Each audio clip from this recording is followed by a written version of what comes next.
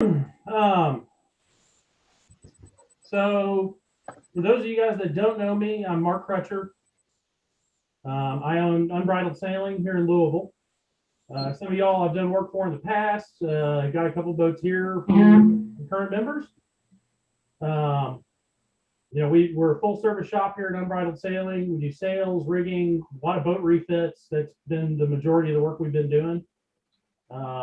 We have a retail store, a sail loft, and 6,000 square feet of indoor boatworks. We also have an outside boat yard, which is pretty worthless right about now. But like I said, some of you guys know me, some of y'all don't, and we'll hopefully change that here in the next year or two. I'm not as polished as Greg Fisher is. I'm not used to giving these things. Greg's a great presenter and done it a million times. So I'm going to do it a little bit differently. We've got a few different sections of things we're going to go through, and at the end of each one, my plan is to switch you over to my mobile phone and take you through a walk in the shop and kind of answer questions. Please don't hesitate to chime in if there's something that you guys have a question about and want me to drill in. I'm way better with back and forth and answering questions than I am just talking to a screen. So don't feel bad if you interrupt me. All that being said, you guys wanted me to talk a little bit today about boat preparation, boat selection, and where did that go? And budgeting and refit type stuff. So and I don't know if there's any guys that don't have boats on here. One of the first things that we generally talk to a new boat owner about is boat selection. And I want to get into sailing. I don't know how to get into sailing. A lot of times I'll refer them to local clubs such as yourselves, just to get involved with the community. We also have a similar group here in Louisville, that River Cities Community Sailing, that gets adults to learn how to sail. Our youth program isn't as good as your all's is, but that's another great way to do it. And then I'll get these guys that come in, they've been sailing, they know they like it, but they don't really know the next steps. So one of the first questions I always ask them is like, how do you see yourself using the boat? And a lot of people, I want to get into racing. No, I have no interest in racing. Well, I want a weekend. No, I don't want to spend the night on the boat. I just want a day sail. There's a lot of questions that I can kind of drill down and figure out what type of boat that they're going to be looking for. The local uses is also a big thing. I know y'all are mostly, I think there's probably a few people that are not Cave Run that are on this.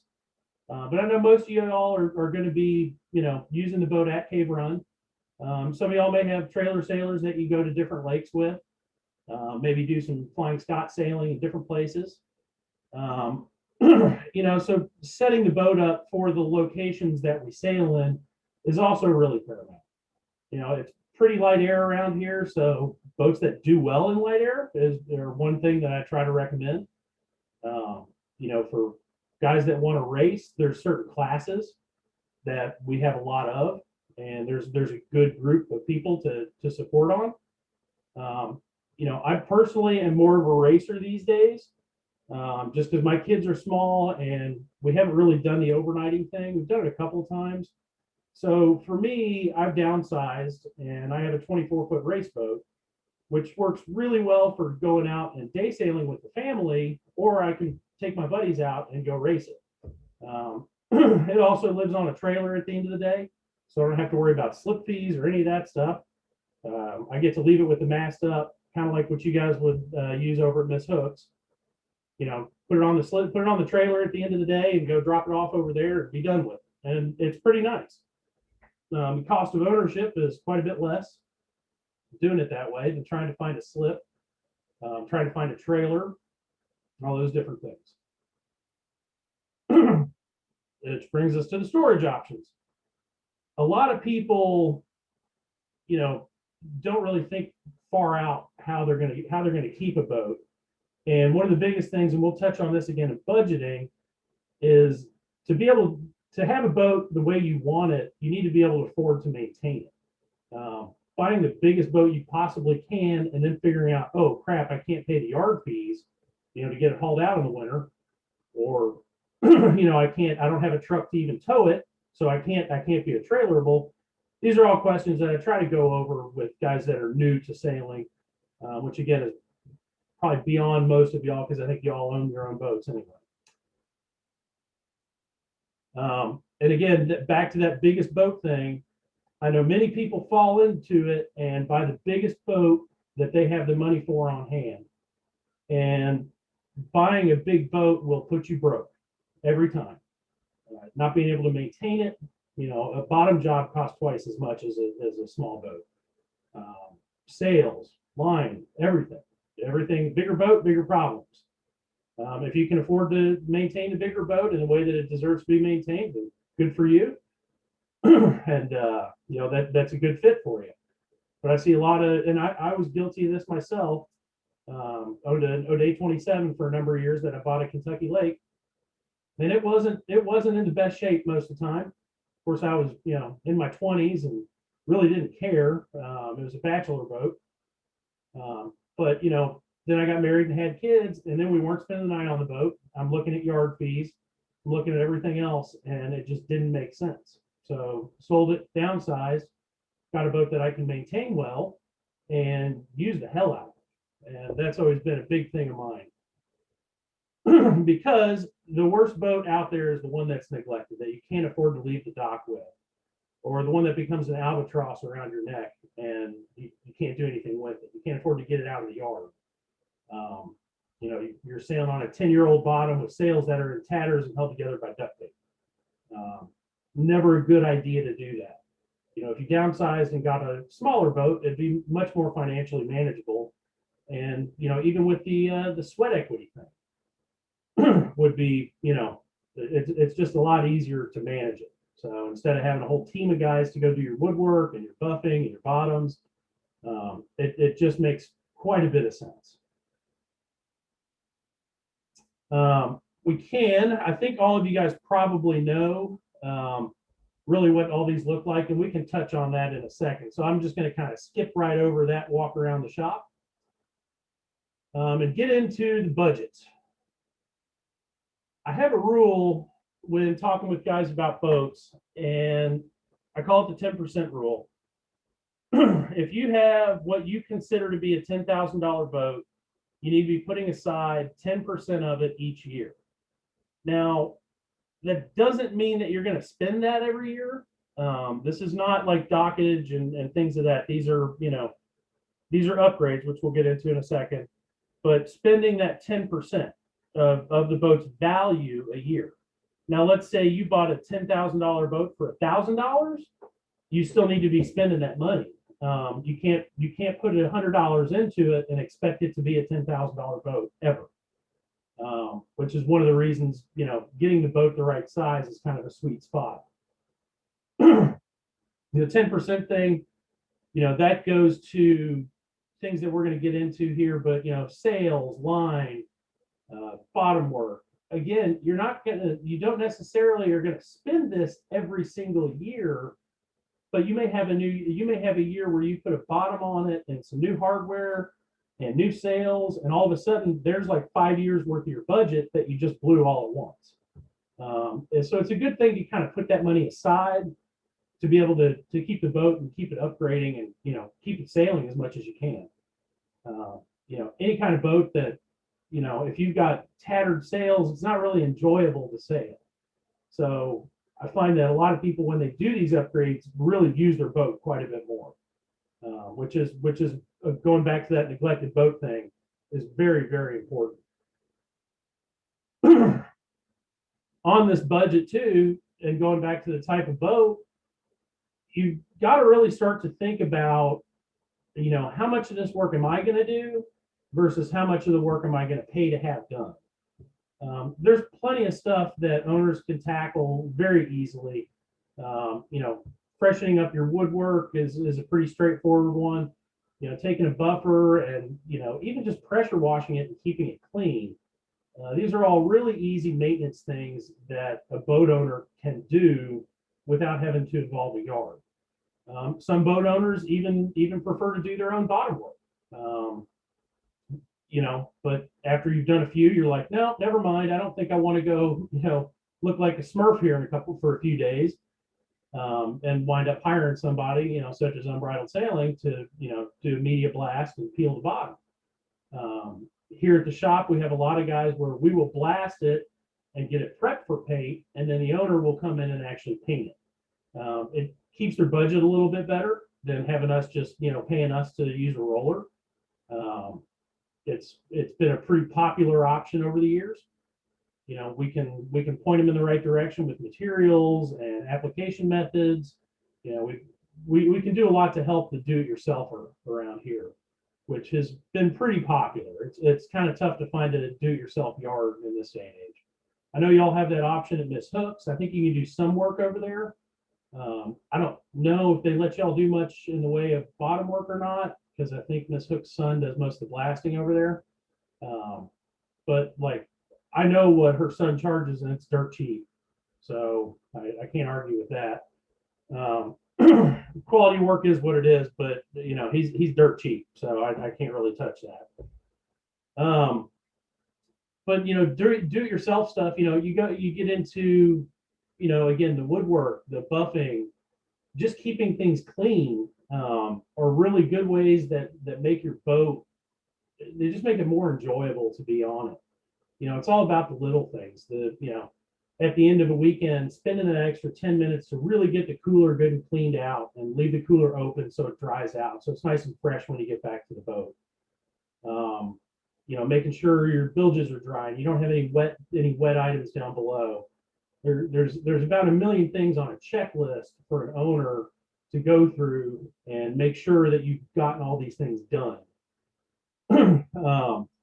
And then there's some things that are going to be yard work, and that's kind of the nature of the beast.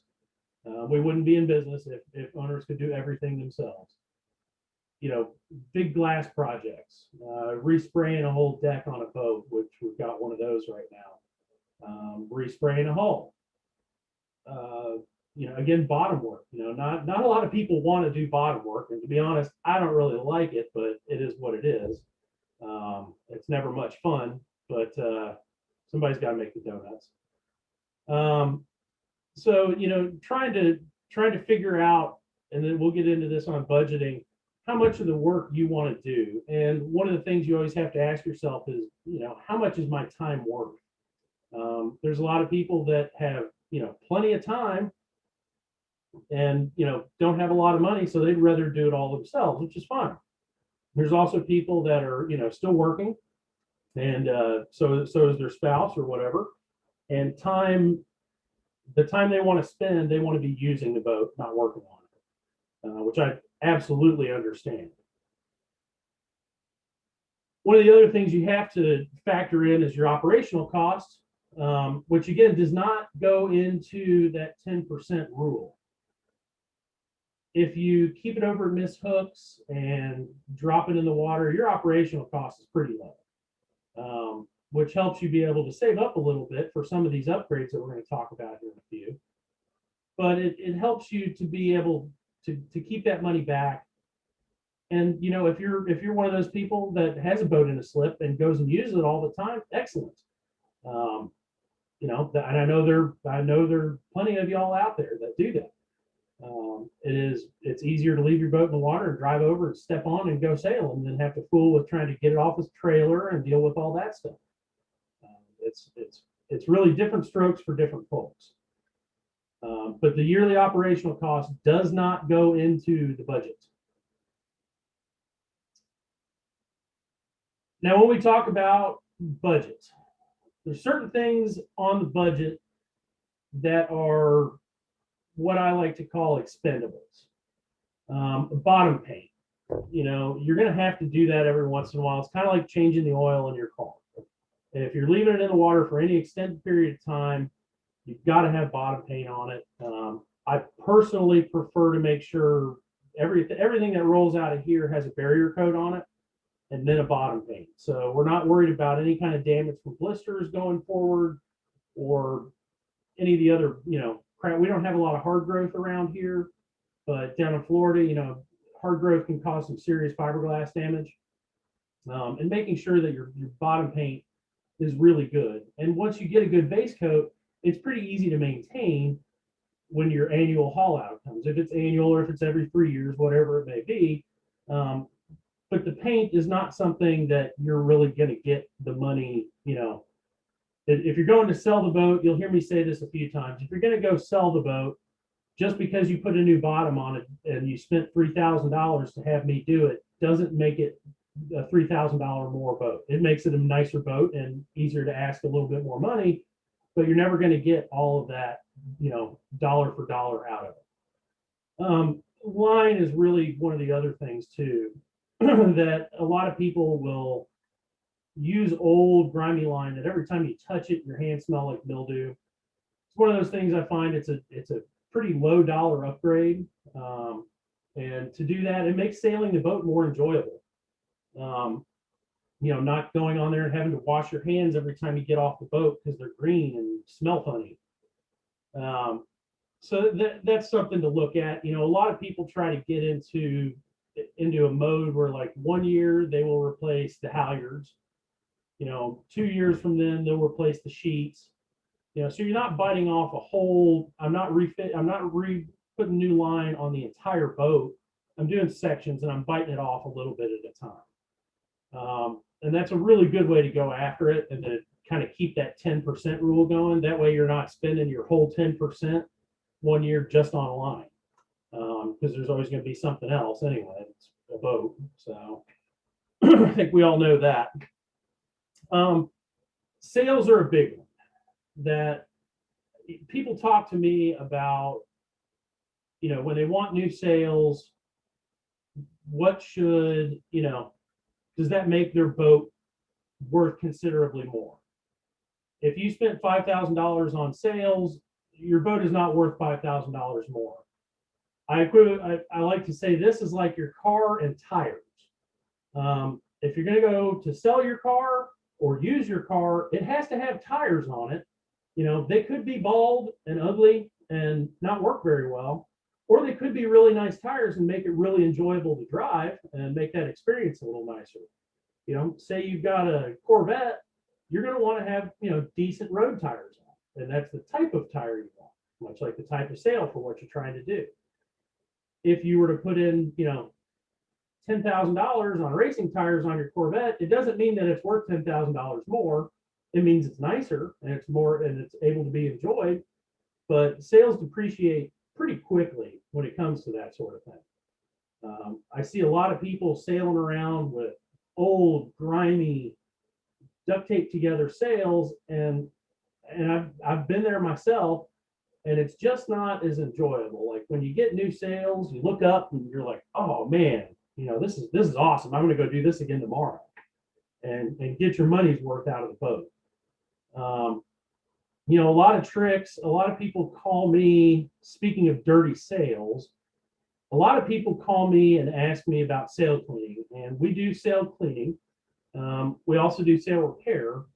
A lot of sail repair.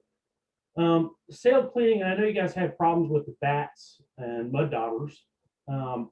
One of the things that we do in the spring, to be totally honest, we will clean them and hang them up and dry them and charge folks for them, which is totally fine. But our method is to go get a kiddie pool and fill it up with water and put some OxyClean in it.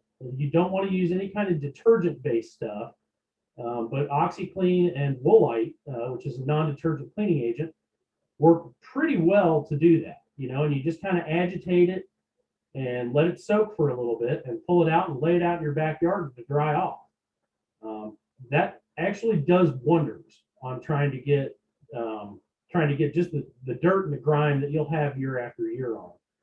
I know some guys that do this every fall before they put the sails away. They don't want to leave them up all winter. They'll take them home. They'll do the kiddie pool trick. or they'll come over here and do the kiddie pool thing here. We store sails, so that's why I see a lot of them in the fall. Bring them in and do that and clean them out. And that way in the spring, it's not something you're worried about come springtime and your spring commissioning. It's already done, and your sail is dried up, flaked up, bagged up, and ready to roll.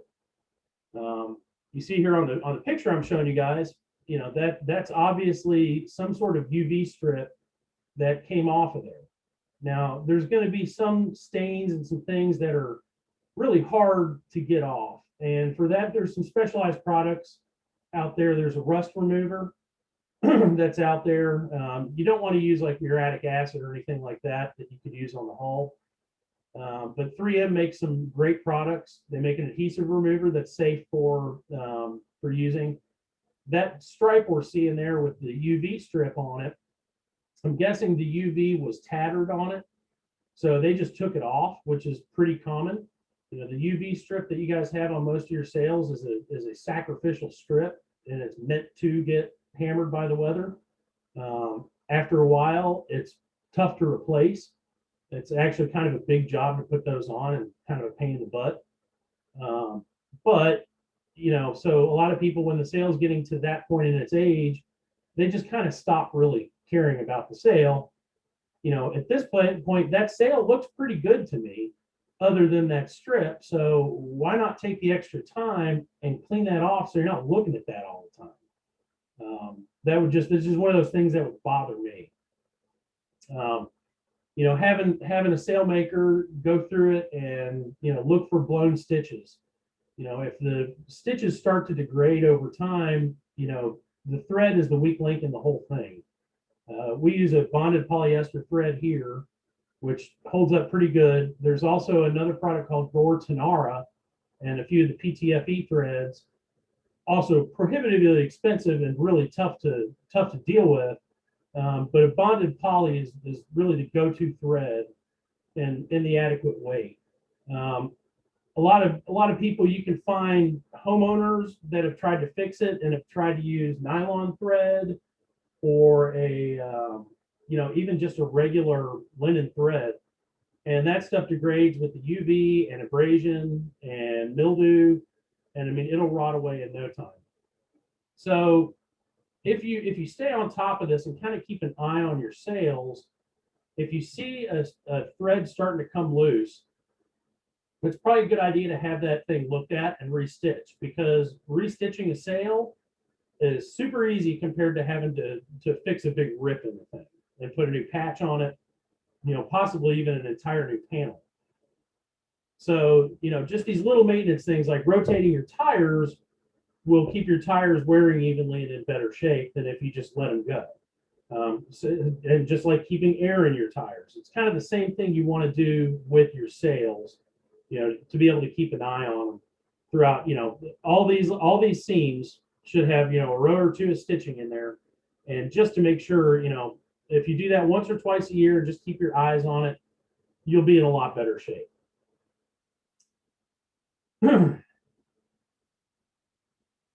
So then there's the other type of upgrades that we spend our money on, and those are going to be what I call capital upgrades.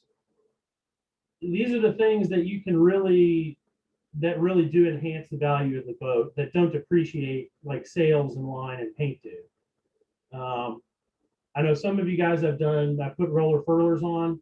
That's a very popular, great upgrade for your boat. It makes it easier to use the thing. The furlers, if it's a good furler, you'll get decades out of it. It'll easily outlast a couple of sets of sails once you put that on there. Not to mention, just again, the ease of use with the whole thing. There's other types of hardware too that we do a lot of here, and let's see.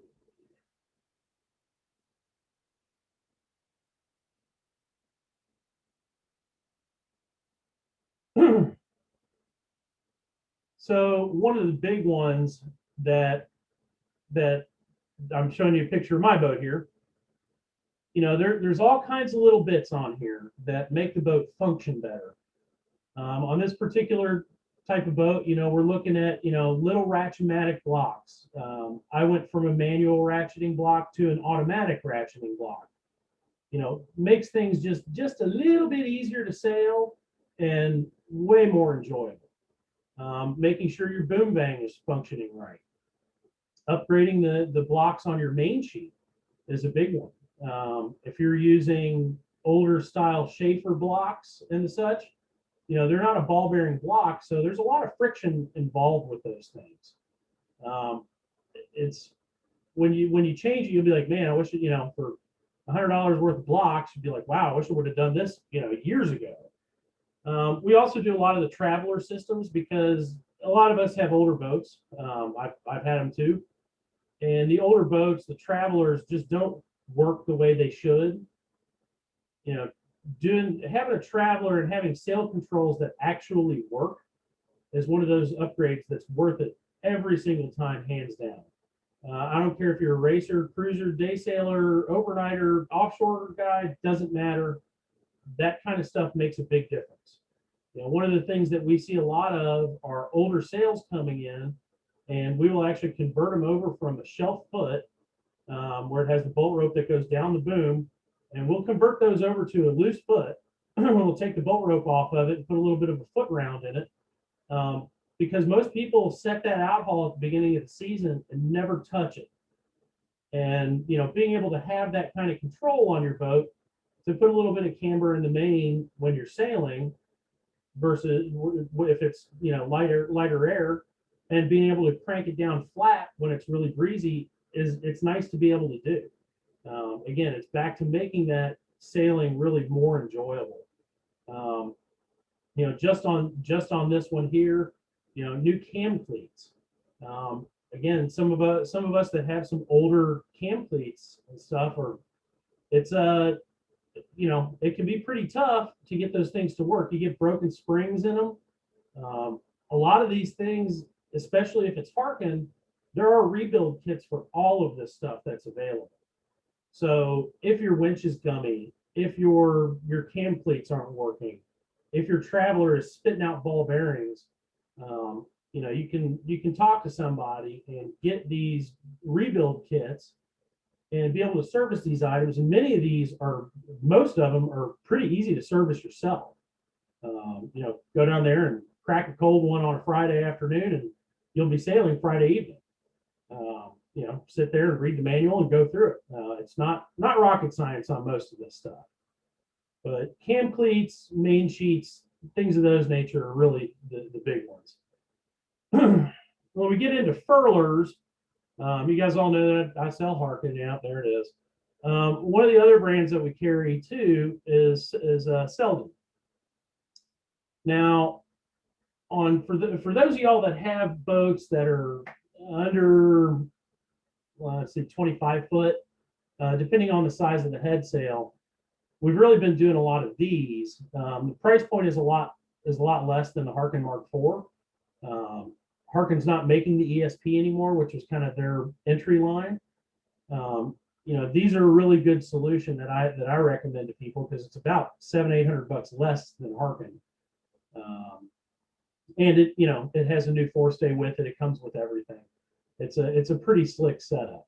So no matter what you do with your hardware, I would recommend making sure you get a brand that has good loyalty and one that parts are easily found.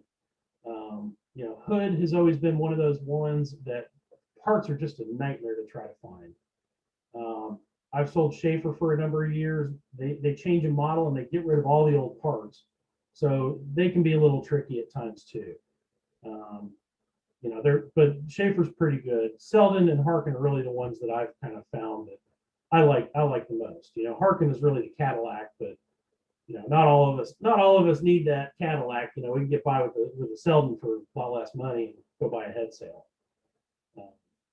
Don't want to try to get you guys into too much of that, but not trying to sell you guys everything. Just wanted to kind of show you a little bit of what I've experienced with that. So, that's a few of the different options on the hardware, and again, those were what I kind of consider a capital upgrade. You're really going to be getting more bang for your buck for a much longer period out of it. A trailer, that's one that everybody always overlooks. Keeping good tires on your trailer, keeping the bearings checked, um, you know, making sure it's not rusting away, sitting in a field somewhere. You know, even putting new bunks on it, new bunk padding, new lights, LED lights. These are all upgrades by having a good functioning road trailer will certainly add value to your boat. When I'm looking at boats that I'm going to personally buy and fix up and sell, they they have to have a trailer. We do a lot of trailer work here too, but they at least have to have a trailer to start with. Some of y'all may know buying a new trailer is eye-wateringly expensive, and it's really tough to justify on an older boat. So keeping that asset going, that is your trailer, is super important to do. And this goes the same for your engine. If you're maintaining your engine, making sure your oil is good, staying on top of it. You fry an engine, and it's going to be a pretty hefty. I mean, there goes your 10%, especially if you've got an inboard. You don't do the maintenance on your inboard. You don't winterize it. You freeze the plugs out of it, crack a block. I mean, that's far more than. And I sell Beta Marine diesels. I know what they cost. I mean, and they are expensive. So keeping up with some of those capital assets that you have that with the boat is super important to do.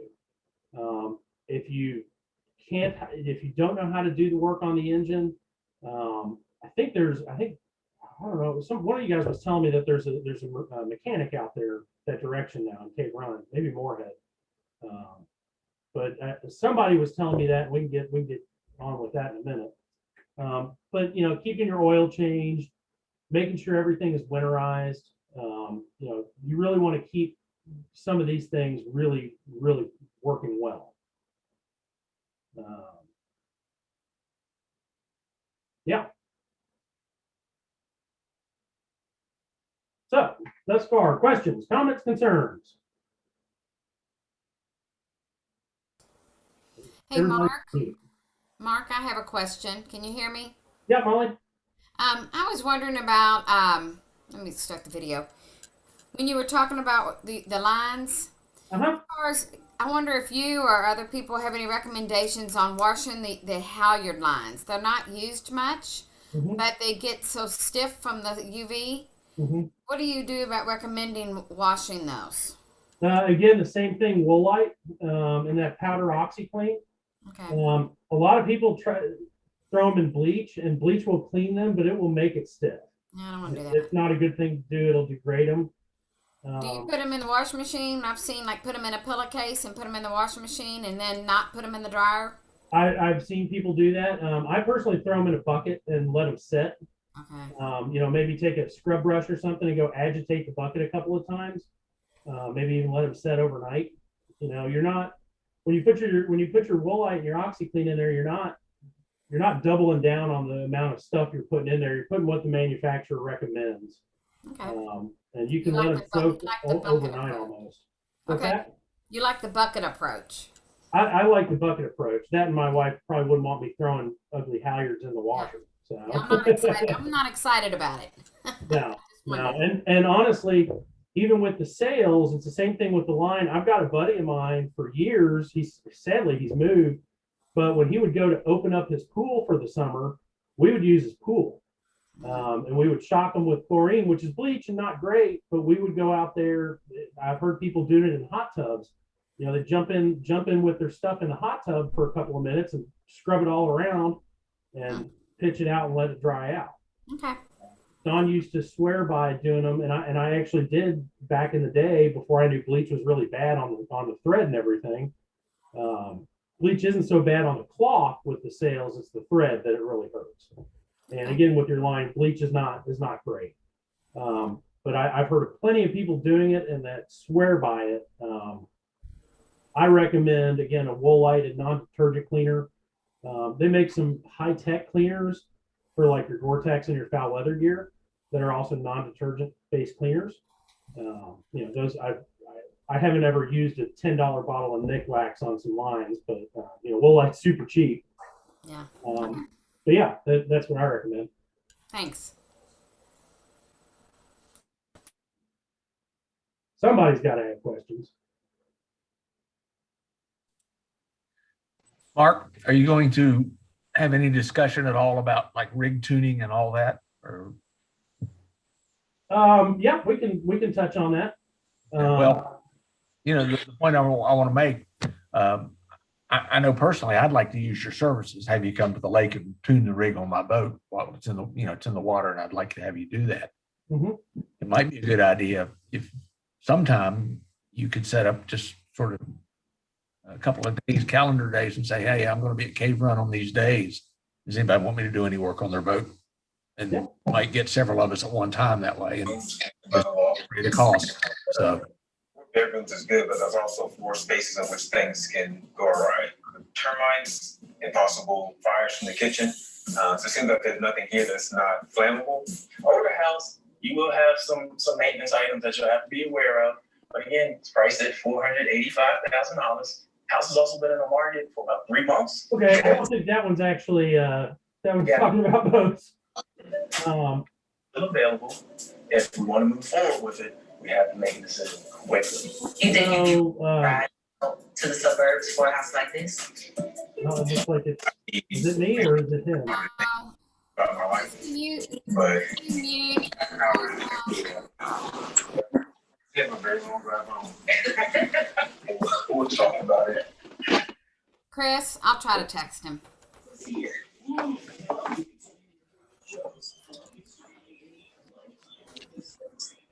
Yeah, so hopefully you don't have termites on your boat. That would be bad. I don't know of any of y'all that have wood boats over there. So, Mark, what kind of bottom paint do you recommend out here? I'm Hey, from like Mark. saltwater. Mark, I accidentally muted you. You need to Okay. unmute yourself. yeah, I'm back. Sorry. Somebody was asking about paint. Bottom paints. Yes. Chris, I'm going to switch over to my phone here and walk around here and show you guys a couple different things.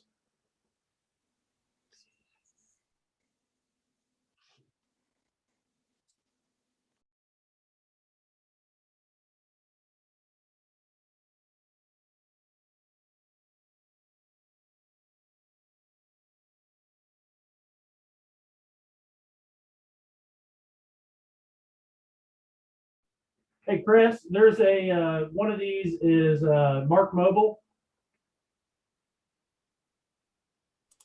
That's on the meeting. Looking. I'm switching over to that one.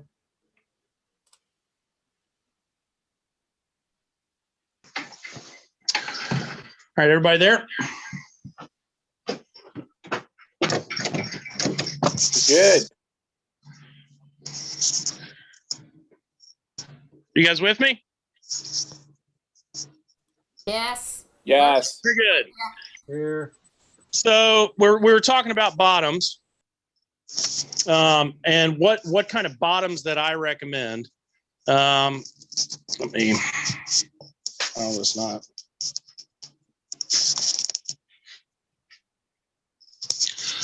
So we were talking about barrier coat, and this boat has just been barrier coated.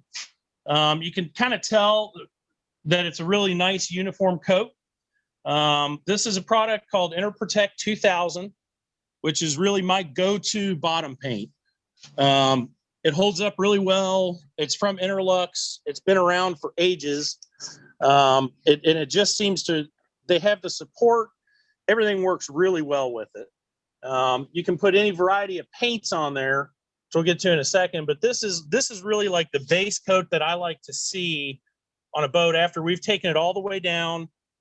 This boat had a handful of blisters throughout it, but we've taken all those out. We filled them This is actually an epoxy product. It's a 2-part product. So when it goes on, it really, it keeps the boat, it keeps the water out of the gel coat. Gel coat is a porous thing. So you don't want to let water sit on there for too long. Certain boats that you're only going to be day sailing that use the right resins and things are fine to do that. But if the boat's going to spend any amount of time in the water, it's really important to get that right. There's a lot of guys that want to use an ablative paint. An ablative paint would be like what we're seeing here, the typical blue. This is the kind of paint you can go touch and it comes off on your fingers like that. Ablatives are perfectly fine for using in an in-water environment where the boat's going to go in the water right after paint and it's going to stay there for a while. Paints are really regional specific when it comes to this, if you're going to be in the water. Down in Florida, they have a whole different type of growth than we do here.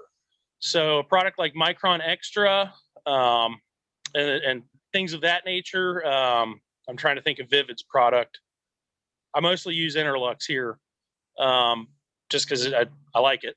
But I don't really recommend this type of paint for people that are going to be pulling in and out.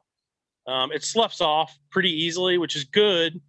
But if you're pulling it in and out, it actually, when it hits the air, it starts to lose some of its potency, which is really not bueno.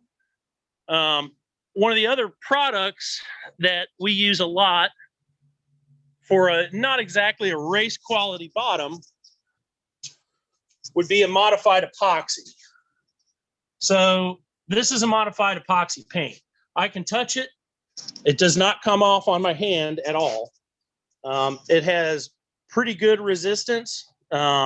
Maybe not as great as an ablative.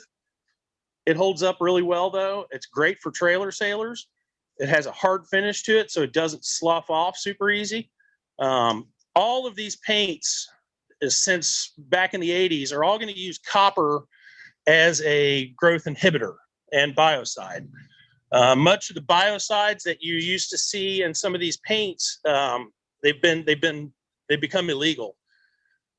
VC17 is the next paint, and when the EPA decided they could not use Biolux, I bought every can of VC17 with Biolux in it I could find. I buy wholesale from West Marine, and I think I got it from 3 different stores. They cleaned the shelves out. It was a great product, but now all it is a copper paint. So for the VC stuff, this is a copper paint. You can almost see the reflection of my hand in it. This is a 2-part paint. You put the powdered copper into the base. This is probably the most popular paint that we see. We use a product called Smooth Sailing Bottom Paint that we stock here. It's priced a little less than VC17, but it gives a really nice finish to it. It's a very slick finish. And racers primarily like this, but honestly, I like it for all kinds of reasons. One of the biggest reasons I like this copper type paint, to be able to recoat it. This boat's been barrier coated, so there's really nothing we have to worry about there. The paint, if you were to take a scruffy pad and some acetone and scruff it up real good, you would be ready for recoat instantly on this. You wouldn't have to take off. You wouldn't have to blast it. You could take 80 grit sandpaper to get it ready for recoat, but once you've gone with this type bottom system, the annual maintenance on it is pretty easy. And then there's other boats. You guys will see pictures on this in a minute, but this one hasn't been painted yet, and I don't know if it will. It depends on how much it's going to live in the water. But pretty slick bottom paint. There are some colored bottom paints that you can get, like Balta Plate, Petit Vivid is one. They're really more geared towards the racing boat. person who's going to pay a diver to work on their boat and fix and keep the boat bottom clean, much less than the owner would. You know, it's one of those things. If they really want it, it's a good product, but you know, we don't see a lot of it around here because our water's not clear. And that gets me to another point that I probably forgot on your annual maintenance, you know, cleaning the bottom. One of the things that a lot of people neglect is when you pull that boat out of the water at the end of the season, if you need to pressure wash that right away. Any kind of growth, slime, anything like that it'll turn into concrete on you if you're not careful. So being able to pressure wash it the moment it comes out. This boat over here is one of those cases where they were not able to get this out, and this stuff is dried on there so tough right now. I mean, I can't scrape it off with my fingernails. So we're going to have our work cut out for us to clean this one up. Don't be that guy or gal. Always make sure to clean them off when you pull them out. On my boat here, you know, we do not have any bottom paint, but every time that we come out of the water on it, we take some scrub brushes and clean off any kind of mud or water line or scum line that we've got. Just being able to take that extra 10 minutes when you get back to the boat next time makes it way better and way nicer to pull up to your boat and see and be like, oh, this is awesome. I can go sail right now and don't have an ugly boat. Yeah, that's bottom paint. Anybody else? What do you recommend for sunfish painting the bottom? To paint it? Yeah, it's an old boat. Have you tried wet sanding and buffing it out? Yeah. It's just gone. Yeah, it needs filled. It needs a lot of work to it. It needs paint. What's your goal for a race bottom or just for a day sailing bottom? Day sailing bottom. Teach kids, you know, like kids, my daughters, my granddaughters. You know, we've recently been using PPG product, but a quart of, you know, VC underwater is a good one for that because it's really, really hard. You really want something hard for that. There's a few linear polyurethanes that are rated for below waterline use. I think Allcraft is one of them. You know, a good prime and a good spray and a good sand will really make it, you know, quite nice. Is the gel coat just gone on it? Yeah, it's gone. Okay. It's a 1970. It's an old Alport. Well, you'd be surprised on the gel coat that we can pull back. A lot of people have brought us boats and say, "Oh no, this thing's going to have to be painted, and we're not going to be able to do it." And you know, some compounding, some wet sanding, and some buffing, and you can bring them back. You'd be surprised. But if there's just no more gel coat there to worry that to deal with, then yeah, you're kind of stuck with painting. But yeah, like Bright Side is not, I don't believe is rated for below waterline. The same company that we use for that copper product does a linear polyurethane that I believe would be below waterline rated. The problem with like some of the below waterline only things, they don't have any UV inhibitor on them, so they can yellow over time. So you kind of have to weigh your options. The total cheapskate way to do it is a couple cans of appliance spray paint at Lowe's. You know, if it's a donated boat, you can go at it that direction. No, it's still, at least it's in enamel. It's still lightweight boat, so it's still race ready. What's that? It's still a lightweight boat, so it's race ready. It just needs a new coat. Yeah. Well, and if it is, you know, there's some things to consider. You know, if it is gel coat and wax, there's a lot of prep work that you're going to need to do. The PPG stuff that we're using is actually, you know, they paint offshore rigs with it, do water treatment stuff with it. It's out of their industrial line.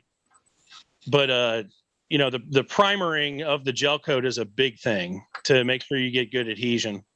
A lot of the cheap stuff, Bright Sides is a fine product.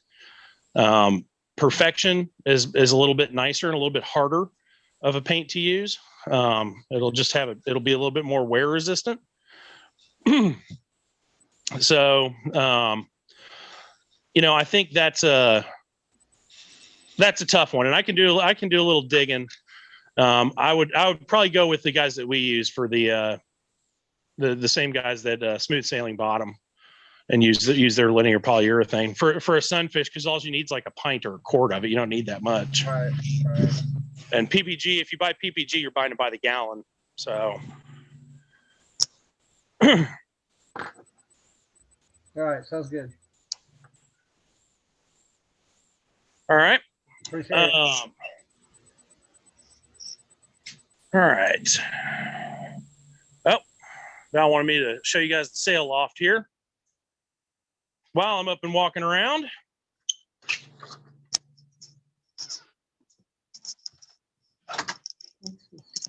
So this is our loft here. We're really set up for production, or not for production, but for repairs. Most of our production is handled off-site, which is pretty common these days. As you can see, we've got a nice big bimini out here. We've had a ton of canvas right now coming through. You can see we got a bunch of canvas over on the cutting table. This time of year is really popular with guys to get maintenance done. This one, case in point, he had a zipper pull that got broken loose here. An entire zipper starting to come out here. We're going to add another zipper on there. We've done a few isinglass jobs where the isinglass will have cracked and we'll have to put new glass in it. That's a fairly common one. This time of year, everybody's really not really using their boats so much. So it's a really good time of year to do these kind of things. The loft has actually been pretty busy. And the MVP of the loft is this guy. So it's a long arm walking foot, single step zigzag and multi-step zigzag. Really will handle about anything we can throw at it. It's a big dog. So he gets the MVP award for the sail loft. But we're set up, these tables all knocked down. If we need to stretch out the luff of a sail, we can stretch one out that's about 32 feet. Longer if we put it out back. We also do sail storage. So for guys that, have boats here, or guys that just don't want the sails in their house. We also have a loft upstairs that has a whole bunch of sails and cushions and things of that nature. A lot of people don't want this stuff in their basement, although basement's perfectly fine spot, if you don't have, cats chewing on it or something like that. But, we're really set up here really for repair. I keep several different colors and flavors of Sunbrella, lots of different flavors of spinnaker cloth, some of that sticky back. We can kind of do any kind of patchwork, heavy finishing grommets, sail slugs. We keep just about every sail slug known to man here too.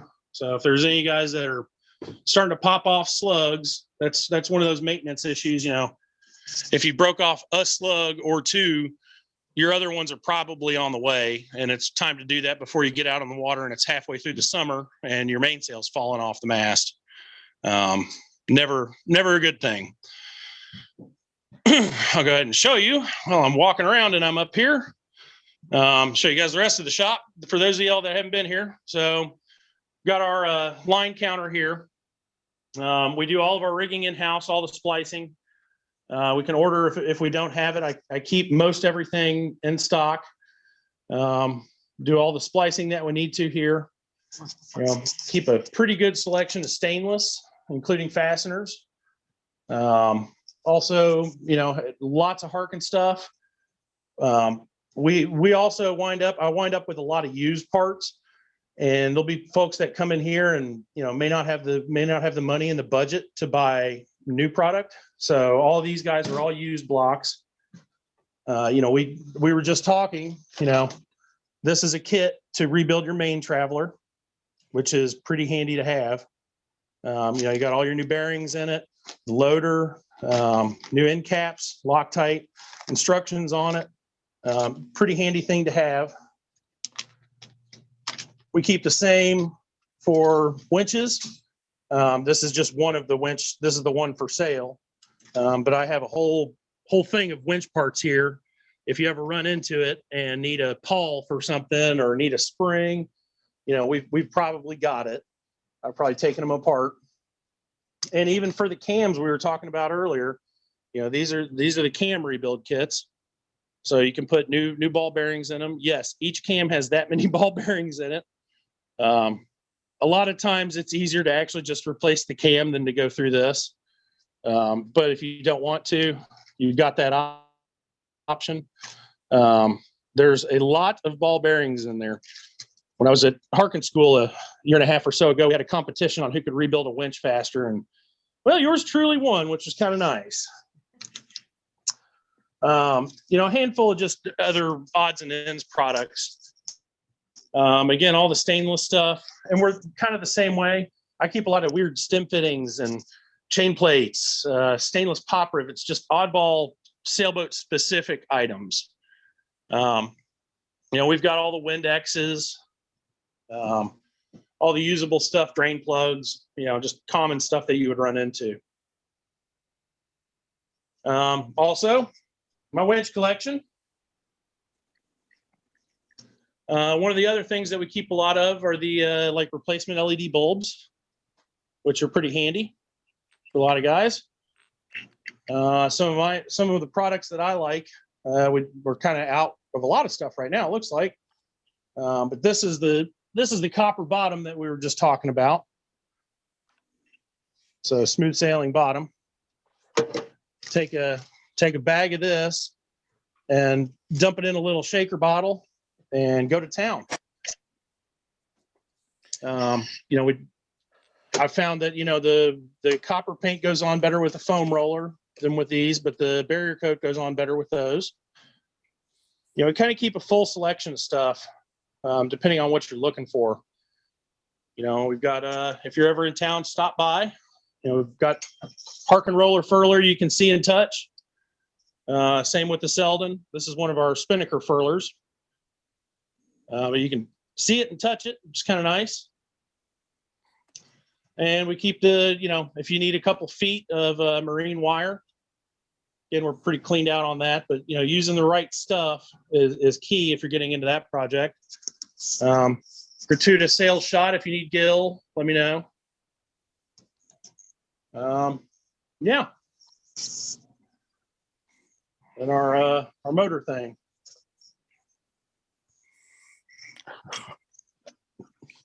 So that's a shop in Louisville. Do you build stays, forestays, side stays? Yes. Okay. We don't do those in house, but we do a lot of them.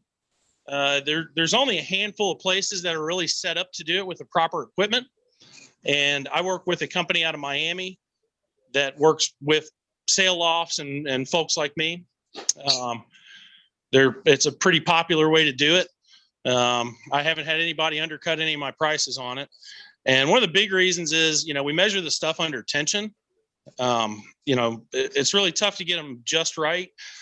And even boat to boat, even on a Melgis 24, there can be differences and variances in there.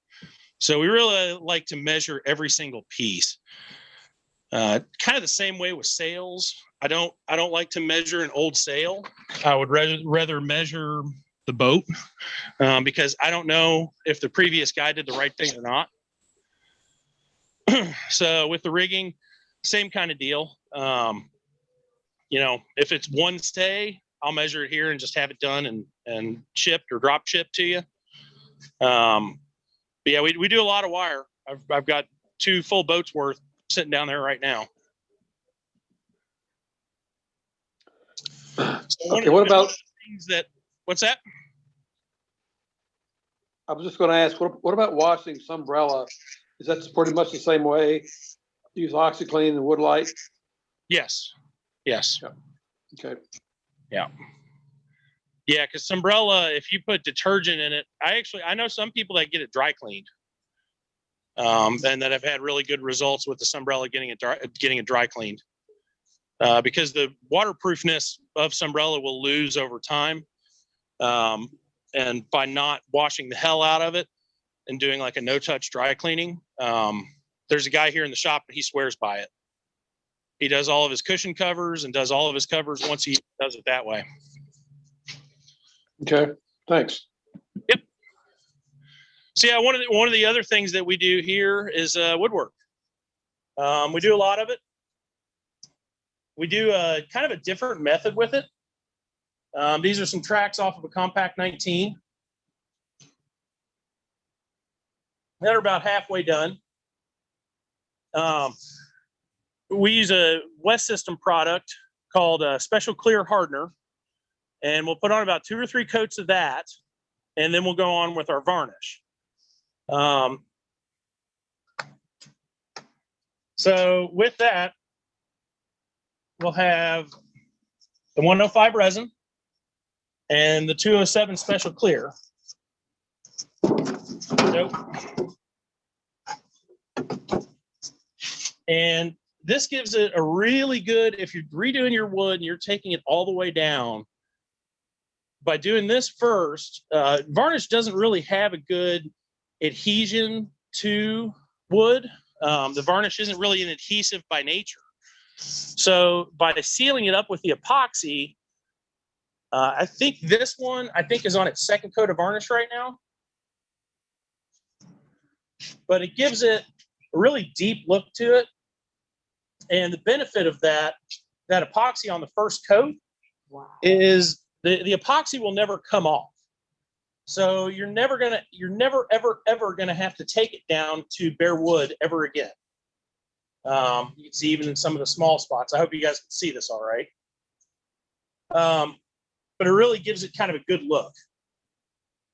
Now we'll do 2 or 3 coats of the epoxy, followed by 2 or 3 coats of varnish. I personally like Flagship. It's a high build product and lasts for a long time. I don't really like, I used to use a lot of Cetal. We would use a Cetal gloss though, because the Cetal Marine, you can even see on this can, it's really dark colored. And if you want that kind of color, that's fine. I like to see the gloss. So, you know, Cetal is perfectly fine, but most of my customers these days, they want to see the grain in the wood. So by doing that method with using the Special Clear and then going into the Flagship, the results are awesome. I wish I had a few other pieces around here.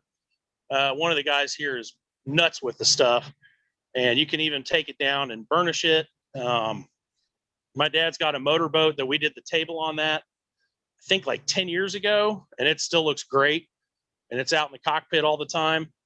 You know, it's one of those things, it's a lot more work up front, but when it's done, it's a lot less annual maintenance, which, you know, my customers tend to like that idea. They don't like coming back here every single year, but, you know, it gives you a good look to where you can see the grain of the wood and really make it pop. And I think this is actually, so this probably has 1 more or 2 more coats on it left. I don't know if that's doing any justice for it or not, but really, really sharp looking stuff. Let's see what else. A lot of people ask me about non-skid. You know, as a do-it-yourselfer, I've seen a lot of guys use Kiwi Grip, which I think this boat has. No, that's not Kiwi Grip. Kiwi Grip is a pretty decent product. It's really cheap. It's easy to work with. You can get a decent finish out of it at the end of the day. I wouldn't call it a professional level finish, but it's pretty good. Really for a pro finish, you're going to be looking at like interdeck, or you're going to be adding a soft sand product to whatever your deck paint of choice is. You know, to get that level of finish, it'd look a little like this. So I don't know if you guys can see the non-skid's very uniform. It won't trap dirt. You know, it's easy to work with and tape off. It's really easy to recover off of the boat.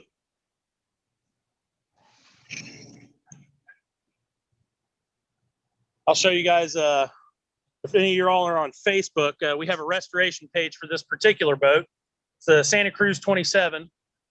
And this thing has been gutted top to bottom. We've done all the bulkheads out of Coosa and carbon fiber laminate. There's no more wood on the boat. We've done a lot of core fixing with it because the whole foredeck was soft on it. So we wound up re-injecting foam and most of that. You know, just a monster amount of work. And the owner of this boat is very meticulous, actually does a lot of my detail work around here because his eye is second to none. His eye for detail on this sort of thing. But you can see, you know, he's got himself some new blocks going on the boat. We also did the instruments. We do a lot of B&G and Garmin stuff around here, although we kind of do all of it.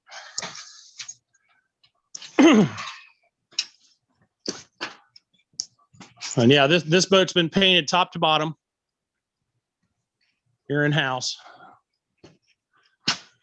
Pretty shiny, pretty awesome paint job, I gotta say. And everything on this boat has been a PPG product, if you guys were wondering that. So, Mark, it's David Duncan. Can you hear me? yes, sir.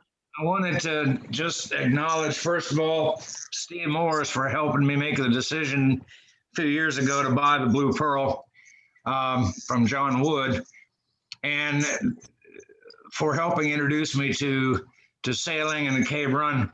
But you and I met a long while back when I was changing sails and rigging, and you recovered the Blue Pearl when she had her keel damage, and been helping me rebuild the Blue Pearl too. And people may not know that you have you also a broker for sales, and you helped me to find a buyer for the Blue Pearl 1. The reason I say that is I can venture into lots of deep water in trying to work around my boat and do things that I think I should be capable of doing. But there are a lot of things I realize that I'm getting way over my head. And whether it's been work at the lake or work at your shop, I want people to appreciate the fact that you've done some really good work for me and work in which I felt comfortable coming back and recommending you. And I'll have my boat over next month as well, and we'll have finished a 1-year project on getting my McGregor all set to go. The second thing that I wanted to point out too was, if people know where that large barn is down by Pop's Barbecue that had a Yamaha dealership in it, the fellow that is in it now is a small motor and diesel repair type guy. He's not the fellow from Mount Sterling that had come out to the lake a few times. He's a different fellow. I think it's George. I'm not certain, but he did a lot of work on boats at hooks, and then decided, since there's no other small motor guy around, that he would make a stab at it last fall, and moved into that shop. So I don't know much about it, but it might be worthwhile for people to check in there if they have some need for that. But your shop is very impressive, and you put a lot of time in it. You've got a lot of good experience on it, and you know, from my standpoint, we've been real pleased with the work that you've done on our 2 boats. Well, thank you. And that is one thing we don't do is motors here. I've had a heck of a time trying to find anybody that works on motors that's reliable. So you guys having that resource there that's an awesome thing.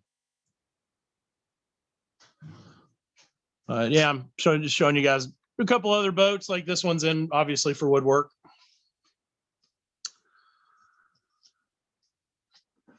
One of the other things that we kind of pride ourselves on, polishing up old bronze.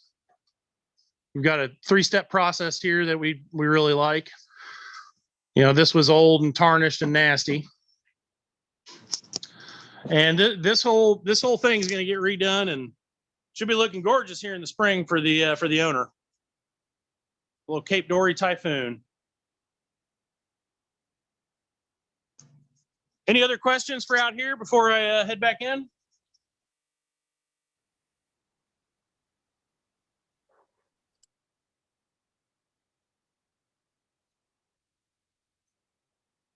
All right.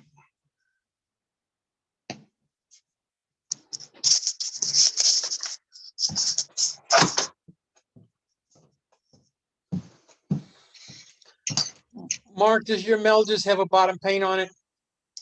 No, it does not. No, we keep it really well waxed, and that's about it. So you don't have to ever leave it in the water more than a day or two? Unless I go to a regatta, and if that's the case, we wind up swimming on it. But no, it actually devalues those boats to put bottom paint on them because it's just so rare. But yeah, we just wax the heck out of it, and that seems to work. A lot of regattas that you go to won't let you pull the boat out once you're in to begin the regatta, so you're stuck in the water. And a lot of the big regattas, you will see guys diving on the boat every morning before race. That's pretty common. Even around here on Wednesdays, we have a really active Wednesday night group. Pre-COVID times, we had 44 boats registered, I believe, in 2019. And we'd get close to 40 every Wednesday night, which is pretty cool. Everything up from Catalina 22 to a couple 35-foot Ericssons and Hunters, a smattering of race boats in there, 5 different classes. So we've got a lot going on here. And you'll see a lot of those guys that are serious. They'll go out and go swimming on their boats before Wednesday night race. And they'll take a snorkel and a mask and a scrubby pad and just go down there and scrub them. So that's pretty commonplace. All right, if you guys give me a second, I'm going to get back into my office on the other one.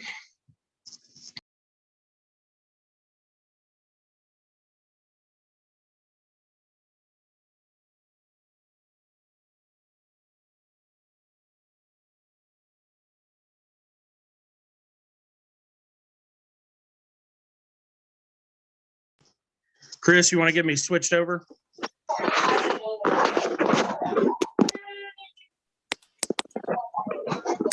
I think if you just unmute yourself, Mark. Yep, I'm unmuted now.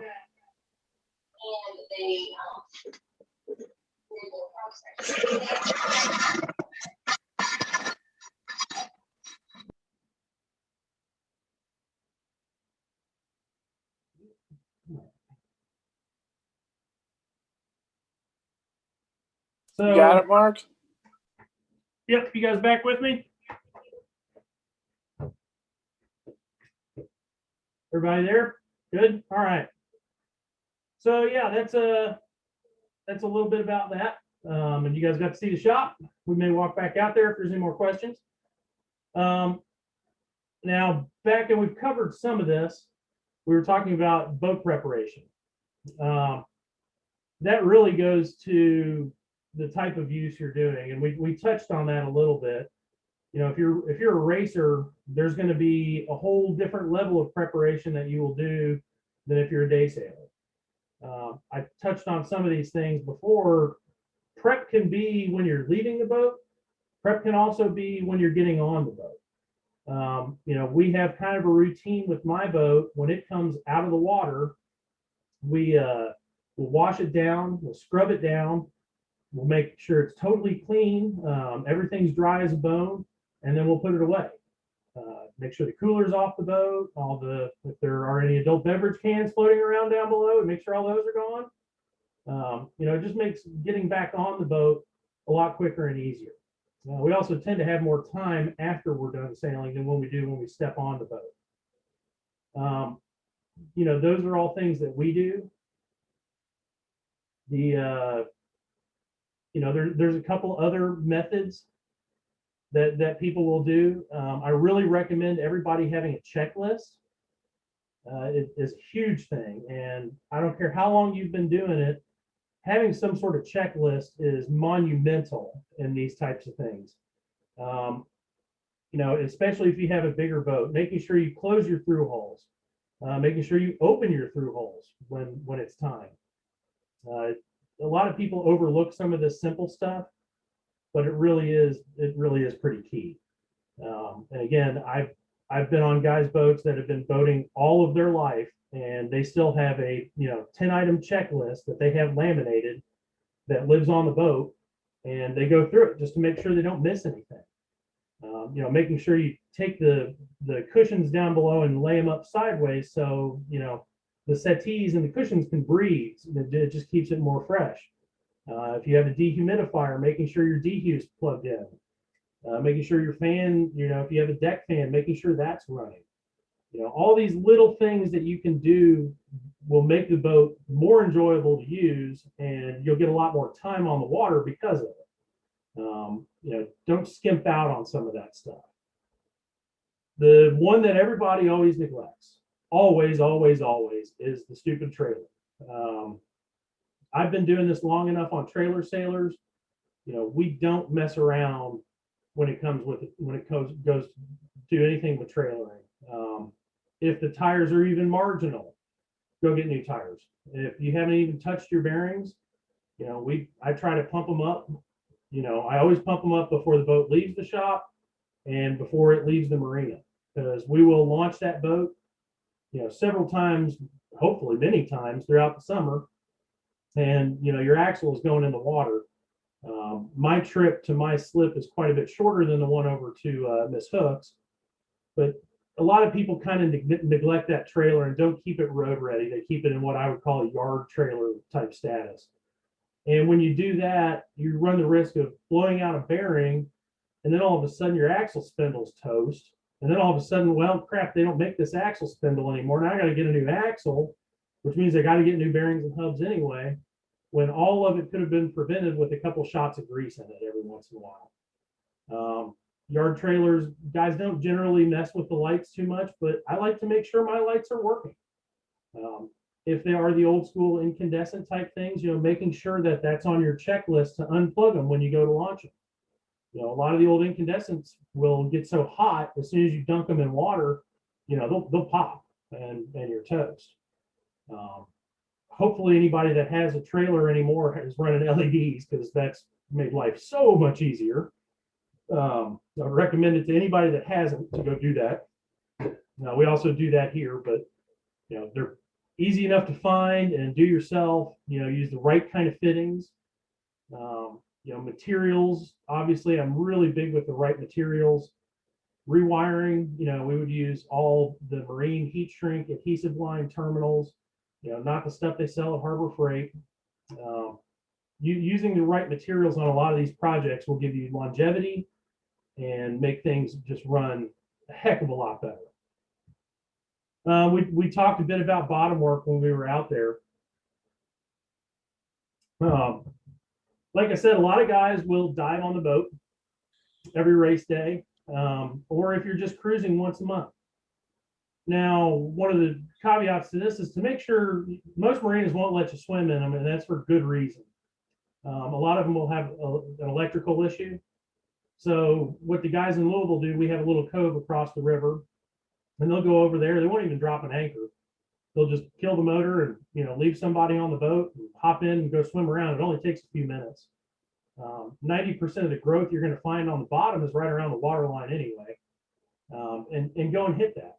They make little scrubby pads. You can put a 3M scrubby pad on a handle and go nuts with it. Keeping up with that sort of thing on the bottom prevents bottoms that look like this. This is that very same boat that we were just out looking at when we rescued it out of the intercoastal down in Georgia. And I'm pretty sure if the EPA would have known what we did to that bottom and all the organisms that we displaced, they probably would have wrote me a ticket. All those poor clams and mussels. It's a shame none of them were bigger. We couldn't make dinner out of it. But you know, we had to take shovels to get all that junk off of it. And that's because it was neglected. It sat there, and the previous owner swore to me that that was only about 8 months of growth.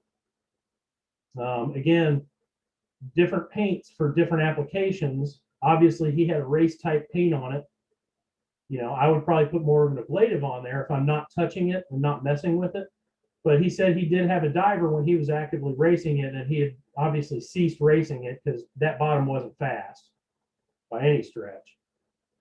But you know, as soon as we pulled it out, we took like VCT tile scrapers and scraped the heck out of the bottom, and then we pressure washed it as good as we could get it. You know, really just to get that stuff off of there, because it comes off really easy if you do this the moment you haul the boat. If you wait and don't, it cures up like concrete. And at that point, you're looking at scraping, sanding, angle grinders, and that's all before you can really even get into blast work. We use a dustless media type blasting here, which is we use recycled crushed glass bead in a wet slurry, so nothing goes airborne. You know, we're not using, so there's no silica powder or anything like that to deal with, but it'll only do so much. You know, sometimes you have to get some sort of mechanical abrasive in there to get all the junk off the bottom. And that's one thing that, you know, nobody wants to do that. Nobody wants to do that. You know, one of the things that should also be on your list is, on your checklist, is engine work. You know, make sure if you're going to go out for an extended time, make sure, A, do I have enough fuel? You know, you don't want to run a diesel out. It's one thing to run out on a little gas outboard. Make sure your oil's topped off. Make sure you have plenty of spares. If you're an inboard guy, making sure that you have a spare impeller on the boat. You know, these are all little prep things that you can do. You know, have yourself a little kit there with just spare stuff. If you have an inboard gas, have a spare set of plugs. Even outboard, have a spare set of plugs. You know, just having these things handy will make you not have to use them. You know, I do a lot of towing with the race boats, obviously not in the last year and a half, but before that, you know, I've towed from Washington State to Miami to the Keys. So I've towed all over the country. And one of the things I have with the race boat is we keep a spare hub with us that has bearings already pressed in it and ready to go. Ever since I've traveled with that spare hub, I've never had a problem. It's almost like the trailer knows that it's got a spare there, so it won't mess with it. And guys that I know that have a spare impeller have never had to use it, because it's like the boat knows, you know, the boat knows it's got a spare on board. It's not going to take a crap on you in the middle of the lake. And I'm an Eagle Scout, so obviously I believe in being prepared, but I don't know how that stuff works. I mean, I've probably towed almost 10,000 miles with that one hub, and since then I've never had a problem, which is, knock on wood, but it's pretty uncanny. So those little type of prep things, you know, back to the trailer, I keep a Rubbermaid tub when I go do any kind of trailer stuff. It has a 4-way, a jack, a grease gun, some rubber gloves in it, because if you're doing that kind of stuff, you don't want to get back in your truck and wipe grease all over the wheel, and a spare hub. A couple little magnetic red lights in case I need them. You know, just that type of preparation will really help you out. When we get into the race boats and that type of preparation, you know, we tend to carry a lot of stuff, and we'll have it all in a van or in a dock box or somewhere else. We won't have it on the boat. Obviously, you want weight out of the boat. But keeping track of your spares and keeping them organized is really key for all of that. Part of the race day preparation, even like for your all's grand annual, to go down to the boat, the day before racing, and, if you've got a full liquor cabinet, maybe take that off and put that in the dock box. You've got, 3 spare anchors. Maybe you only need 1 for that race. Maybe take those other 2 off and lay them on the dock. Just some things that you can do to lighten the boat up and lighten your load quite a bit are pretty helpful from everything I've found. I've seen guys go into a 40-foot boat and peel out stuff that we had no idea was even in there. The owner hadn't even seen that thing in 20 years, and it's down under the floorboards in the bilge. And we'll peel them out and lay it all out. I've done it myself with a couple of boats. I'll get on there and I'll be like, do we really need the 600-piece Craftsman toolkit, to go sailing for an hour and a half? This boat has an outboard. If it breaks, we're just going to sail in. I believe in having a couple of multi-tools on the boat. I'm a Gerber guy, so we always have at least 2 of those multi-tools on the boat. And I figure on most boats, most problems that arise, that's going to be plenty. Now, for your extended cruisers and things like that, you're going to want to make sure that you have enough tools. But if your boat's completely set up in standard, you don't need a set of metric wrenches, or vice versa. Knowing the tools that you have and tools that you need is a very important thing to have. Hey, Mark. A lot of people just try to load the boat down with spares and go absolutely crazy with it. And that's really not a good way to go after it. Keeping the weight out of the boat is always a better idea. Hey, Mark. Yep. So on trailers, particularly, you mentioned lights and spares. I found liquid tape, electric tape, is very often the best way to seal up wires. You literally just coat it with this very generous coating of electric tape, and we used to use it all the time on antennas. Marine antennas. Yeah. So it is removable to an extent, but rather than taking a wire nut or some tape to make up a connection, you simply make your connection together and then coat it with the liquid electric tape. You can buy it at Lowe's. Huh. I generally travel with a little kit that I keep I keep a lighter always in my rigging bag to do the heat shrink stuff. So and the good heat shrink stuff will have an adhesive as you heat it, and the glue will actually squeeze out the ends of it. Right. This is, we would take things where we put heat shrink on them, and then we'd cover the heat shrink with this, because this would then be a wire that you could actually leave in the water. Right. That wire that you've got there, you can't leave in the water. It will corrode. Moisture will seep in and affect it. This was actually, this liquid electric tape actually works really well, particularly on trailer lights. I don't remember that. Yeah, and then it comes in a little 4-ounce can. Don't get the great big can. Only get the 4-ounce can, because it will dry up on you, because it is a liquid. It's liquid, literally liquid plastic. Like I said, we used to use it on the old VHS antenna wires. So the stuff that we use, and again, not all of these are equal. This heat shrink, that's adhesive lined. They have the nylon ones, they have the nylon there. These vinyl ones are just junk. But the heat shrink adhesive lined are the waterproof ones, because they squeeze out the glue from the inside on those when you heat them up. And again, I'm not discrediting anything you're saying, but I've never had an issue with these if you get the right connectors.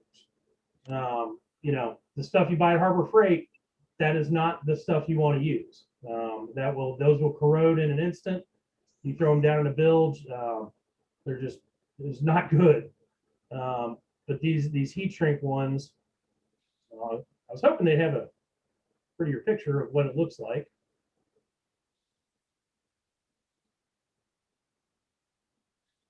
I don't think I can restream a video. It really doesn't look any different from the other ones until you cook it, and then it looks different. Right. Well, and the heat is what releases the adhesive in it. And if you don't heat them, they're not waterproof either. Yeah. But that's exclusively all we use, and that's also ABYC standard. So you can actually kind of see what's going on. You know, some of those, and I haven't ever used it. Again, I'm not discrediting it. It's just something I've never done, and using that liquid tape. I know they made a liquid rope whipping stuff for years, and that stuff's garbage. It falls apart and rots your line out. So that's no bueno. But yeah, it's good to know. Thank you for sharing that.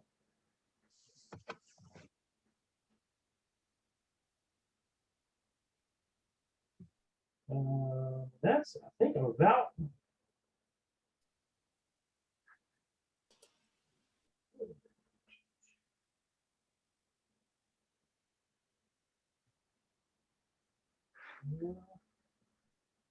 Looks like that's about all I've got on my outline to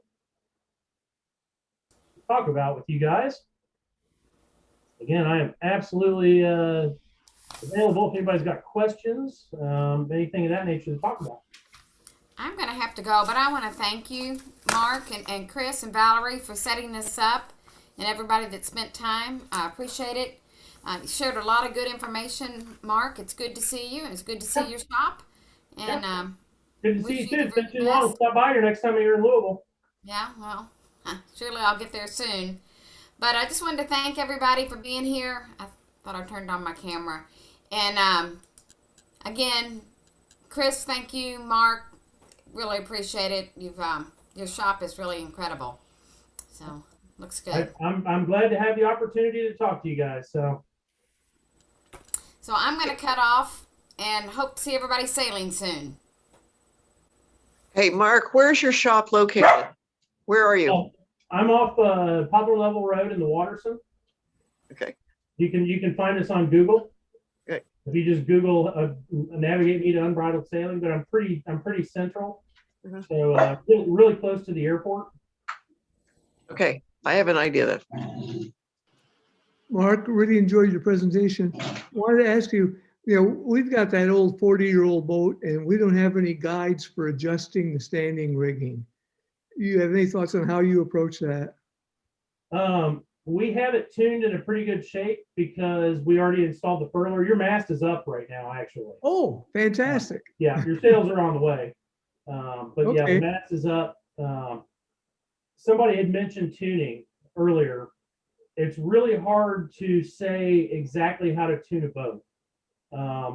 The rule of thumb on these kind of things goes with wire diameter and also has a ton to do with your spreaders. If you have straight spreaders or swept back spreaders. We generally try to keep the working loads. I have a tension gauge that we will put on the wire and try to keep it kind of in a safe range of about 20% of load on the uppers and quite a bit less on the lowers, especially on a fractionally rigged boat. On a masthead rigged boat, it's not, you can go closer to even on the two, but it's almost no two boats are alike and how they sail. It also has a ton to do with how the sails were cut for it. I tend to favor for around here to cut a more full head sail and a flatter than that main. And what that does is allows the slot to stay open a little wider, and it makes it easier to keep in the groove, if you know what I'm saying. Yep. You can make faster shapes, but it's tough to stay in the groove. And I find if you can stay in the groove 95% of the time, you're doing pretty good. Now, if you have a slightly tighter groove, like an America's Cup boat, that's an extremely tight groove. those guys are also pros, but if you and I hopped on there, we'd only be in the groove like 10% of the time. So you're obviously not sailing well at that point. So I try to make mine fast, but not so fast that it's hard to actually keep it in the groove and keep going. Now, all that said, back to the rigging thing, you know, your head stay sag, you know, that has a lot to do with how much backstay you have on. Really, really dependent on if you're a fractional rig and you have a backstay, you have a backstay adjuster that you can adjust that backstay in and out depending on the conditions. You know, going downwind, you'd want a little bit of backstay off. You know, obviously you don't want to lose the rig, but on your boat you wouldn't have that issue. You know, it's really, really, really boat dependent. Some boats out there, you know, most race boats are going to be a fractionally rigged swept back spreader boat. So there's kind of a pretty easy rule of thumb there. You know, masthead straight spreader boats, again, that's, you know, you want to keep pretty even tension really all around on that type of boat. You know, racing boats, you'll have a short throw backstay adjuster. You know, you won't have, like on my boat, when I'm sailing upwind, I have a synthetic backstay and I have zero backstay on. Like it's just floating out in the breeze. Because at that point, the leach of my mainsail and my main sheet is really the backstay. That's what's really cranking the mast back. When the wind picks up quite a bit, you know, we're anything over 15, 16, I'll go into the backstay at that point. Maxing out somewhere around 25 to 28 knots is when I'm 100% into the backstay and you're trying to get everything as board flat as possible. A lot of race boats will actually adjust their shroud tension as the conditions change as well. A lot of boats that are super popular, Catalina 22s, Notice 24, Flying Scots, J22s, J24s, there's books that guys have figured out what works and what doesn't. So a lot of times I'll, you know, obviously that's what you want to go off of. And those conditions, those seem to be pretty true. Again, also kind of dependent on who made the sails. You know, the sail designer should be able to tell you, I want you to be able to carry, you know, this without going into the backstay up to like 12 knots, and you shouldn't have to touch the backstay. It has a lot to do with that. So again, there's so many variables. It's tough for me to tell you like, oh, well, put your uppers at 18 on the tension gauge and put your lowers at 12. Like, you know, it's one of those things. It's almost like a dark magic, you know, and I've just done it enough. Like you kind of, you know where it should be with that type of rig, that size wire and everything else. So sorry, there is no easy answer on that one. But I am down to come down and help out you guys, you know, and come down and spend a day down there and tune some rigs. Somebody already said they needed it done, so. But yeah, we can get all that sorted out too. But you're already in good shape. You got a leg up because I've already got your mast up and your new quiver put on. So. Unfortunately, we have to put it down to bring it home. Okay. Well, it's all going to be in the same position. Yeah. So you should be in pretty good shape. Okay. Anybody else? Hey, Mark, this is John Covington, and I think my wife and I are in a little bit different situation than most of the people on here. We're just getting started in sailing, and we were up at your shop this summer looking at some boats, but we're just getting into sailing and thinking about buying a boat, and you start looking in this area, there's not a large selection of boats available. And any recommendations on how to look for a boat, find a boat, not being knowledgeable about boats, on how to look for boats? Because if you expand out and start looking over a wide area, it starts appearing to be very expensive and time consuming to go around looking at boats, and then you don't know exactly what you're looking for. So I guess just kind of, if you can answer some of those questions, it would be helpful. Have you narrowed it down at all? Like anything whatsoever? Do you know if you're going to overnight, day sail, race? We are probably not going to be racing, maybe overnighting, day sailing, that type. Mm-hmm. Probably it would be nice, something maybe trailerable, but it doesn't have to be. We've got a vehicle that would tow 5,000 pounds. So Are you planning on keeping it a cave run? that's a likely option. We've been up there. We took ASA 101 with this last October up there. So that's kind of the direction we may be. We're in Frankfurt, so we could go to Louisville if we had to, but it's that's a likely option. So Yeah. I don't know what we had when you were here earlier, but I've got a J24 and a Hunter 265 here right now. I don't know if either one of those were here when you were here earlier. I think the Hunter may have been. Okay. But yeah, I mean, it's really, back to this thing, if you're going to be in one, in one location, be it Louisville, be it Cave Run, you can get away with the deeper keel boat. Something that's maybe a little harder to launch and retrieve, that'll allow you to go drive down and sail for the day, go spend the weekend on it, do whatever you want there. If you're looking at something where you can change venues to where you are a truly trailerable boat, you're going to be looking at something a bit smaller. There are the J24 and the Hunter both here are on wheels, but I would not call them a trailerable. It's quite an involved process to set the boat up and break it down. So it's tough. I will say the used boat market has been crazy. Normally this time of year, I buy boats throughout the fall and winter just so I can fix them up and sell them in the spring. And there's nothing out there. It's been really hard to find boats like I'm used to being able to find. Obviously I buy them for pretty cheap. But the used boat market has just been insane.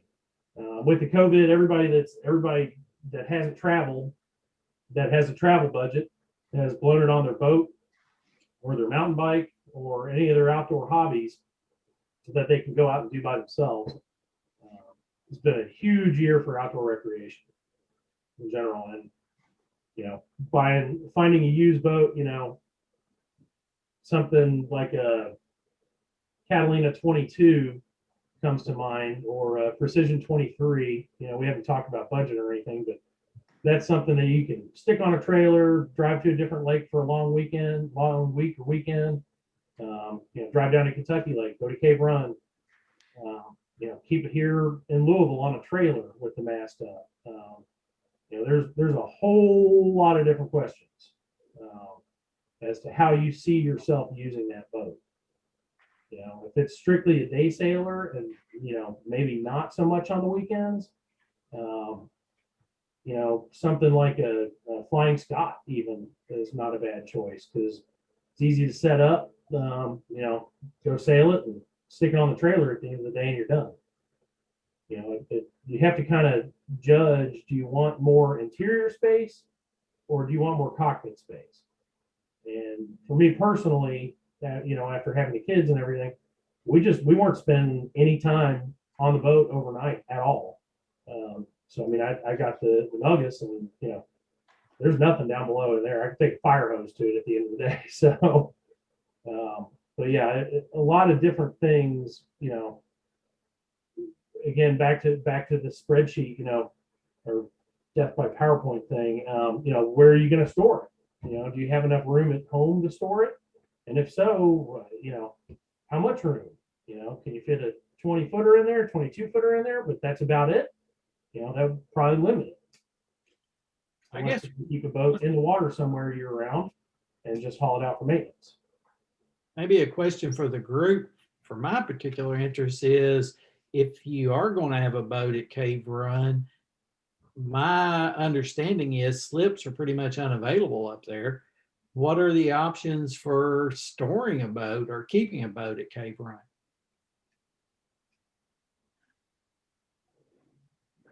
I think you're pretty much limited. The easiest one is to keep it at Mrs. Hook's, which in that case, I would recommend a Catalina 22 or a Flying Scot. Relatively easy. There are mooring balls available, I'm told, periodically. It's not impossible to get a slip. It's just not easy. From what was told last week. The biggest problem I ran into with one of those two options is you're looking at a $600 to $1,000 a year fixed expense because you've got your boat in the water all the time. And if you can have a J24 really needs to stay in the water all the time at that location because there's not an easy way to get it out, in and out. Okay. I have a Catalina 22. I take it in and out all the time. Although I have to say, if I had a Flying Scot, it would be much easier to put it in the water, get it out of the water, take it home, take care of it. Now, I don't have to store my boat at Mrs. Hook's anymore because I got acreage. So, but before I had to leave it at Mrs. Hook's. I didn't have an option. Do you raise and lower your mast every time now? Oh, yeah. Yeah. Yeah, I mean, that acreage on the lake, you were just about to be my new best friend. So, huh? Said if you had acreage on the lake, I was about to be your new best friend. No, I'm in Winchester. Yeah. So I'm 40 minutes from the lake. So, but I've got a, and that's one of the considerations of a trailable boat is how difficult is it to raise and lower the mast. Catalina is not real difficult, and but it's not as simple as let's say a Flying Scot. A Flying Scot you really could do with one person. Catalina 22, don't ever try it with one person, although I have done it. Hunter makes good ones that you can single. Their hoist system for their masts are really good on Hunters. Yeah, the Hunters are easier to go up and down with the mast. But Yeah, that's one of the things to look at now. And the other thing is that I don't consider a Catalina 22 big enough for a weekend. But then I'm not a little guy, so. Well, back in my younger days, we used to take my O'Day 22 down to the Kentucky Lake, but it was tight quarters, and we were 20 years old and really didn't care either. So. Well, I spent a couple of nights sleeping on a 5.5 meter boat, and they had no facilities, and they did not even have a seat for the crew to sit on, and yet we slept on them. So, but you do things when you're 18 that you don't want to do when you get a little older. I totally agree. What boat do Ben and Valerie have? They have about a 27-footer. No, they have a 25. A 25, and it's water ballast. It's really roomy inside. They pick it, they park it at Mrs. Hook's, take it across, dump it, and pull it out every time. It's a Catalina 25, and it's water ballast. And it's pretty easy for them, and it's really roomy. It is extremely roomy, and the downside of it is it's not easy to take the mast up and down. Yeah. Are It's water ballast pretty good boats?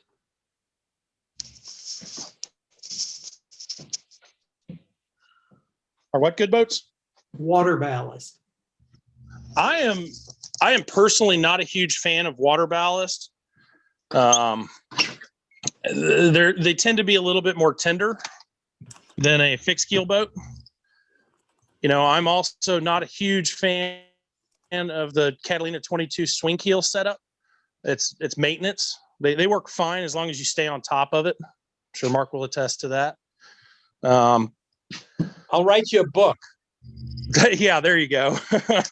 We've got one in here now that we did the pin and the new winch and all that stuff on. It's a chore. And all the rust and everything else. It's, you know, it's a cast iron keel that's a very heavy movable object. So I'm not a huge fan of those. There's a boat manufacturer called S2, which is their racing line, are generally a vertical lifting keel. And, you know, once it's down, it's down. There's no way for it to fall out of the bottom of the boat. And those are pretty popular around here. Really popular, actually. They've got a pretty good following. The S2 7.9 in particular. It's a 26-foot boat, quite roomy, easily trailerable. Setting the mast up on it, though, not the easiest thing in the world. This is what a keel out of one of those looks like that we've got here. So it lives in a trunk and just goes up and down. You know, there's a lot to think about when you have, obviously, like Mark said, he could write a book on the maintenance of a Catalina 22 keel. You know, that's something to certainly look at.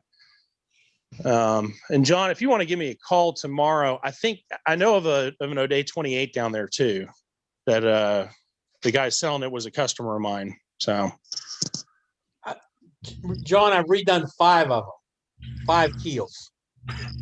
Yeah. All rusty and pitted and everything. You don't want to know what we started with.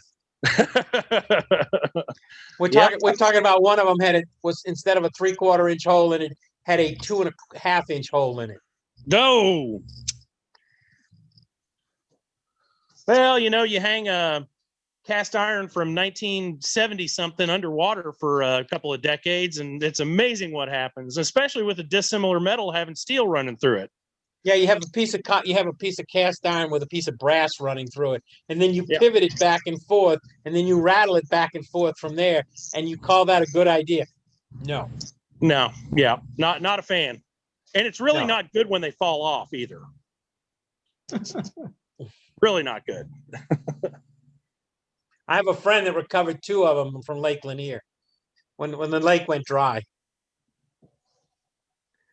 I've got to go. Good job, Mark. Really enjoyed it. Thank you. It's good seeing you again. Hope to talk to you guys soon when everything gets done. All right. John, if you have a lot of interest in a Catalina 22, get in touch with me. Okay. I actually have 3 of them. So right now? Yes.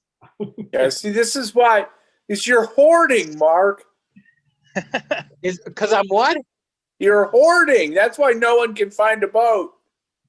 You've got 3 sailboats. So am I. I have a laser and a flying Scott. I bought one of them for $350, one of them for $1,000, and one of them for $600. I got what I paid for. Yeah. Okay. Well, it sounds like you need to come to the shop more, Mark, if you've got that many boats. No, I can't afford that. No, one of them I actually was a racing boat that I actually bought completely set up. The other 2s were wrecks. So, and John, if a Catalina 22, one of the owners here that's been working on his still has a little bit of work to do on it, but it's I want to say an 88, 89. It has the newer style deck and a wing keel. And he mentioned something to me the other day that he may be putting that for sale. Okay. So it's slightly newer style than what Mark's dealing with. Yeah, my boats are all very, very low numbers because I'm trying to buy very light boats.